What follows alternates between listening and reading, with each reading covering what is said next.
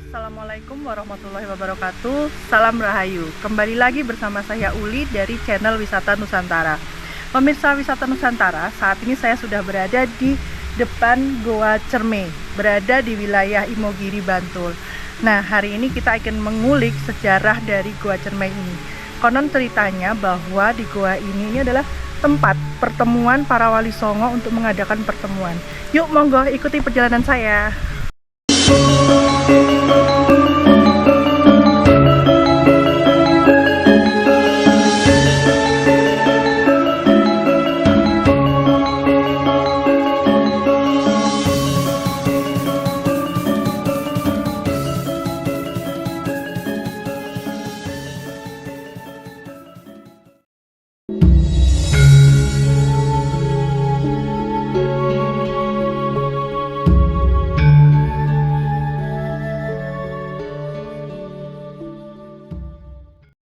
Selamat siang pemirsa Wisata Nusantara. Nah, di samping saya sudah hadir narasumber dari Pok Darwis di Goa Cerme ini. Dengan siapa, Mas? Nama saya Pak Yanto. Pak Yanto.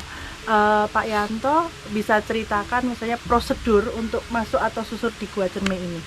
Ya, jadi untuk prosedurnya dari kami selaku Pok Darwis itu karena kondisi di dalam Goa Cerme itu gelapnya abadi dengan sistem dua zonasi, zonasi terang dan zonasi gelap. Itu harus setiap pengunjung harus menggunakan peralatan untuk safety-nya, helm, senter, dan sepatu. Karena di dalam Goa Cerme itu stalaktit dan stalagmitnya masih aktif untuk demi keamanan untuk pengunjung. Itu harus menggunakan helm, senter, dan sepatu. Jadi seperti itu. Terus kemudian berarti kalau di sini juga ada ya, Mas, untuk disewakan atau alat-alat itu? Kami sudah menyediakan di sini alat-alat sudah ada. Jadi semua itu sudah komplit. Nanti jika nanti ada kekurangan kami masih bisa mencari untuk membackup. Jika pengunjung itu lebih dari 100 atau lebih dari 100 kami bisa untuk mencari backup-annya. Boleh tahu, Mas, biayanya berapa kalau untuk sewa alat-alat Untuk sewa kita global ya. Untuk global itu antara helm, senter, dan sepatu itu 20.000 per orang. 20.000. Tapi kalau seandainya itu hanya menggunakan senter dan helm itu hanya 10.000. Terus kita hanya cuma senter saja itu hanya 5.000. Jadi untuk helm itu 5.000, senter itu 5.000, sepatunya 10.000. Nah, kemudian kan di dalam goa ini kan masih ada stalagmit dan stalagmit ya. Nah, itu kan masih hidup ya, Mas? Masih hidup. Nah, untuk biar apa istilahnya tidak rusak gitu. Mungkin Mas bisa wanti-wanti atau mungkin ke pemirsa apa sih yang harus kita nggak boleh dipegang atau seperti apa gitu, Mas? Ya, yang jelas nanti kalau di dalam harus mengikuti aturan dari teman-teman Pok Darwis. Kayak untuk stalaktitnya itu karena masih hidup dengan pertumbuhan 1 cm itu dari teman-teman geologi, dari informasi dari UGM dan UNJ yang sering melaksanakan penelitian di sini itu jangan sampai menyentuh tetesan air yang ketika di stalaktitnya. Dan juga tidak boleh merusak yang ada di dalam karena di dalam itu masih banyak biota-biota hewan. Dan ini kalau boleh bisa diceritakan panjangnya goa ini berapa, Mas? Panjang lorong itu sekitar 1.200 meter dengan kedalaman air atau ketinggian air itu rata-rata 1 meter. Itu ketika musim kemarau. Tapi untuk ketika musim penghujan, debit airnya itu bisa naik lagi. Bisa naik lagi? Iya. Berarti pemirsa juga harus membawa baju ganti ya, Mas? Iya, harus menggunakan baju ganti karena dari mulut gua sampai pintu keluar itu semua berair. Pemirsa, saat ini di samping saya sudah hadir narasumber yang mengetahui tentang sejarah atau lika-liku di Goa Cerme ini. Kita kenalan dulu yuk. Dengan Bapak siapa nih, saya? Pak Rohadi. Pak Rohadi. Nah, Pak Rohadi sebagai apa ini di sini? Sebenarnya cuma warga sini aja. Oh, tapi mengetahui sejarah di sini, ya, mungkin kan seperti saya ini kan orang sekarang, jadi nggak terlalu paham betul. Cuma cerita orang-orang sepuh dulu yang orang sini ceritanya turun temurun ya, bisa dikatakan turun temurun itu. Pak, bisa diceritakan sejarahnya dari Gua Cermai ini, Pak? Monggo, Pak. Oh, ini sebetulnya itu kalau Gua Cermai ini kalau menurut orang tua dulu itu panjang. Jadi sebelum untuk pertemuan para wali itu pertama kali ini masih zaman Singosari, itu kata-kata orang dulu, baru disusul Majapahit. Nah, terus yang terakhir itu kalau orang itu ya ini para wali itu. Nah, jadi para wali mau menyebarkan agama Islam, waktu itu mau bikin masjid Demak itu konsultasinya itu di sini, musyawarah di sana, di sini. Pertemuan di sini. Itu menurut orang-orang dulu kan gitu. Jadi kalau seperti kita ini kan cuma ya mendengar dan tahunya dari orang-orang dulu, orang-orang sini ya. Jadi waktu mau bikin masjid Demak itu kan 9 wali itu di sini, menurut orang sepuh-sepuh itu dulu. Jadi menjadikan di sini, makanya sini dikatakan dinamakan Gua Cermai itu. Jadi ceramahnya para wali itu di situ. Berarti di Gua Cermai ini merupakan cikal bakalnya ketika untuk penyebaran agama Islam ya, Pak? Ya, itulah. Gimana, Pak? Bisa diceritakan, Pak? Makanya mau bikin masjid itu kan musyawarahnya di sini. Musyawarahnya di sini. Nah, terus yang satu katanya ke ini mau bikin masjid yang di Jawa Timur, masjid tua itu di mana itu? Di Tuban atau di mana itu? Terus yang ini kan yang terutama yang di Demak itu. Nah, yang ini yang dinamakan Gua Slamet. Gua Slamet ini kan gua yang utama, yang ada lorongnya sampai tembus Gunung Kidul. Kalau yang sebelah ini kan Gua Kaum, ini Gua Slamet. Nah, yang sebelah barat ini ada Gua Dalang. Habis Gua Dalang, Gua Ledek, yang sana Gua Badut, yang paling ujung sana itu. Nah, terus yang lorong ini pertama kan ini turun. Pertama kali ini sekitar 50 meter, itu namanya air Harjanjam. Di situ ada ya kayak sendang gitulah, kayak sendang. Habis itu masuk lagi itu Mustaka. Zaman dulu itu memang ada mustaka kayak batu tapi kayak kan itu. Kalau orang Jawa itu kan untuk bikin teh itu. Nah, itu. Tapi itu tahun berapa itu udah murco itu. Entah itu diambil orang atau gimana, tahu saya ya itu udah nggak ada. Itu sekitar tahun 6768 lah itu nggak ada itu. Terus masuk lagi itu ada namanya itu Paseban. Nah, naik lagi Keraton, ke sana lagi mau naik lagi itu Gerujukan Sewu itu namanya. Gerujukan Sewu. Terus ada Gedung Sekokop, ada Air Penguripan, ada Batu Haji yang sana ini. Nah, itu langsung habis itu Gamelan. Lalu terus tembus di Gunung Kidul itu, ekornya itu. Nah, itu. Nah, tadi kan sempat Bapak juga ada air Zam-Zam ya, Pak? Iya. Berarti itu langsung ada hubungan dengan dari Mekah sana atau terus begitu, Pak?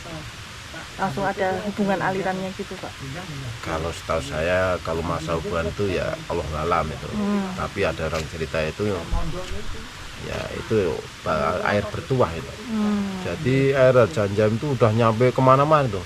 Jawa Timur, bahwa di Medan, Kalimantan, itu hampir ke sini tuh katanya ada berkahnya gitu, ada manfaatnya lah itu. Untuk minum, orang ini bisa sembuh, untuk ini, untuk itu kan. Itu yang ngomong itu yang ngambil itu malah. Kalau sini itu mungkin udah kena airnya itu mungkin udah dapat ininya berkahnya itu. Berarti artinya bahwa di dalam lorong itu banyak beragam ini ya, Pak ya. Udah tadi ada nama-namanya. Ada itu. Dan itu pasti nama-nama itu juga punya makna kan, Pak, di situ. Ada itu. Ada sejarahnya itu. Pak, di sini kan terdapat 5 batu nggih. Di sini ya ada batu-batu ini. Itu ada maknanya nggak, Pak? Maknanya apa saja? Ada ini. Gimana, Pak? Bisa dijelasin? Dulu kan sebelum ini diratakan, ini dulu kan ada batu yang agak besar. waktu itu masalah mbah saya itu masih Mbah Saridin itu. Itu dulu kan lantaran sini itu sering untuk hajatan orang ada mau pinunan mau ini itu untuk gendurian kan kurang lebar kan. Nah ini dulu juga mau di ini tapi nggak boleh sama mbah saya itu. Kenapa Pak? Lantaran batu lima ini udah mengandung arti itu kata mbah itu. Artinya apa Pak? Artinya untuk bisa untuk ini untuk apa bahasanya itu ya untuk mengingat bahwa 5 itu 5 waktu untuk siar agama itu tadi biar menjalankan 5 waktunya itu. Terkait dengan siar agama tadi ya. Siar agama itu. Saya kak sholat 5 waktu. Sholat 5 waktu jangan ditinggalkan. Gitu. Pak, mungkin ini terkait dengan orang-orang yang datang ke Gua Cermai ini terkait untuk ritual itu bisa Pak mungkin seperti apa gitu. Oh, seperti tamu-tamu yang kesini, pengunjung yang ada minat mau ritual atau mencari, kalau orang Jawa itu kan mencari jati diri itu. Makanya ini di sini dikatakan Gua Cermai itu kan Cermai itu untuk mengaca diri. Nah itu. Kalau orang dulu itu kalau prihatin, tahu istilahnya ditemoni kayak kita ini misalnya kayak seperti di kaca itu, kayak orang ngaca itu berarti udah ketemu jati dirinya. Itu kalau orang-orang dulu kan itu yang dimaksud itu. Berarti kan kalau walaupun kita ada lelaku atau ritual di sini kan tetap kita apa istilahnya nyembahnya atau permohonan itu kan tetap ke Gusti Allah ya Pak. Oh iya, semua itu ke Allah. Cuma dia doanya di sini. Jadi kalau saya kan orang asli sini. Jadi tahu kalau yang berhasil itu kan mungkin kan yang jelas itu berhasil. Soalnya misalnya ya hari ini berapa hari di sini tuh. Terus dia pulang. Terus berapa bulan lagi ke sini. Itu udah ada yang mau motong kambing, ada yang motong kerbau. Seperti Pak Haji itu ya, Kang. Itu motong kerbau itu. Waktu di sini udah ini. Ya mungkin kemungkinan aja itu kan dia doanya di sini itu dikabulkan sama Allah. Lantaran di sini kan gitu.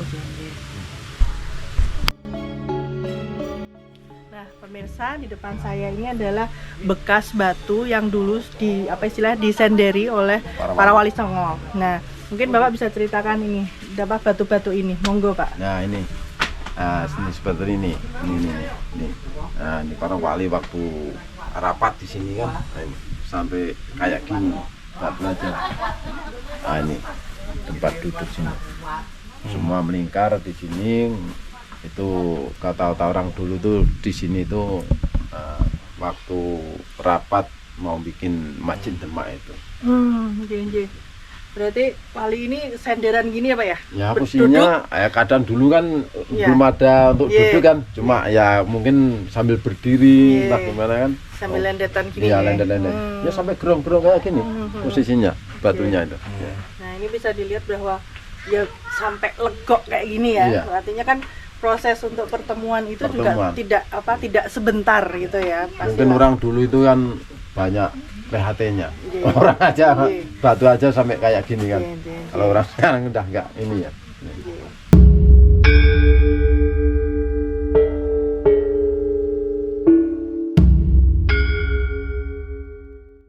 Pemirsa, saat ini saya sudah berada di Goa Dalang. Nah Pak, bisa dijelasin Goa Dalang ini apa Pak? Apa mungkin untuk apa seperti itu? Siapa yang sering kesini gitu? Oh, kalau yang Gua Dalang ini kebiasaan orang-orang seni seperti dalang atau sinden atau campur sari atau ketoprak. Nah, di sini tuh dia ritual di sini. Minta apa itu petunjukan di sini, biasanya di sini. Nah seperti itu waktu itu kan, nah ceritanya ini itu Pak Dalang yang di Wates itu. Pak Sugito itu, kita itu dapat kepiaknya kan di sini tuh. Pak Timbul, yang dalang-dalang kondang itu mah di sini tuh ritualnya. Di sini. Bareng sindennya atau sendiri beliau? Kalau waktu itu ritualnya sendiri. Kalau yang pakai sinden tuh tahu-tahu yang akhir-akhir ini setiap hari apa itu aku ya kalau kesini pas menteri itu tahu juga latihan dalang di sini, kadang di depan sini. Bawa wayang juga di sini tuh. Oh berarti ada selain ritual juga mereka bawa wayangnya bawa itu wayang. Pak? Oh, mungkin cuma ngambil apanya biar dia itu biar lancar atau gimana itu. Berapa lama Pak dalang-dalang gitu atau pekerja seni itu di Oh, sini? itu tinggal masing-masing ya. Oh. Tapi kebiasaan tuh kalau jauh ya 3 malam 3 hari. Ada yang semalam aja udah Pulang. udah pulang itu ada juga. Berarti kalau itu nginep di sini juga gitu ya? Nginep di sini. Oh, gitu. Sini tuh bebas, yang penting nggak merusak itu. Oh, iya. Orang sini ya. Dan mungkin ini ya selain tidak merusak juga mungkin menjaga tata krama nih Pak. Itu kalau saling menjaga malah orang-orang sini itu malah senang. Soalnya kan bisa meneruskan sejarah gitu. Pak, saat ini kita sudah berada di gua apa ini Pak? Ini namanya Gua Badut nih. Gua Badut. Ya, Gua Badut. Apa ini Pak? Kenapa dinamai Gua Badut Pak? Ya biasanya yang kesini itu seperti pelawak-pelawak itu. Kalau setahu saya yang kesini itu Mr. Tukul itu. Itu malah udah sini itu. Sama ini yang sering apa itu? Ketoprak juga itu yang ini di sini itu ya. Berarti juga ritualnya. para ya mungkin seniman-seniman atau pelawak-pelawak itu Pelawak, juga sering melakukan ritual juga di sini. di sini. Mungkin untuk ngeningkan cipta atau gimana biar semua itu yang diminta lancar atau gimana itu kan di sini di Gua Badut ini. Kalau Tukul itu aku mah pernah di sini. Pernah ketemu Bapak? Kamu. Iya. Ceritanya Soimah juga itu katanya ke sini tapi saya nggak waktu itu ke sini tuh saya nggak di rumah. Oh, biasanya kalau ritualnya di mana Pak? Sisi sebelah situ atau? Ya, di sini. Oh, di sini. Pakai tikar ya. Gelar tikar gitu. Terus Tikar. nanti ada Ya. sajian-sajian gitu Pak? Enggak, Cuman ritual. cuma ritual, cuma doa aja dia di sini tuh. Kayak hening gitu ya Cuma Pak. hening. Tapi Sendiri? ada juga yang pakai ingkung ini itu ada juga. Tapi biasanya di sana di Gus Slamet itu kalau bikin keselamatan itu. Iya Bapak, matur nuwun sangat.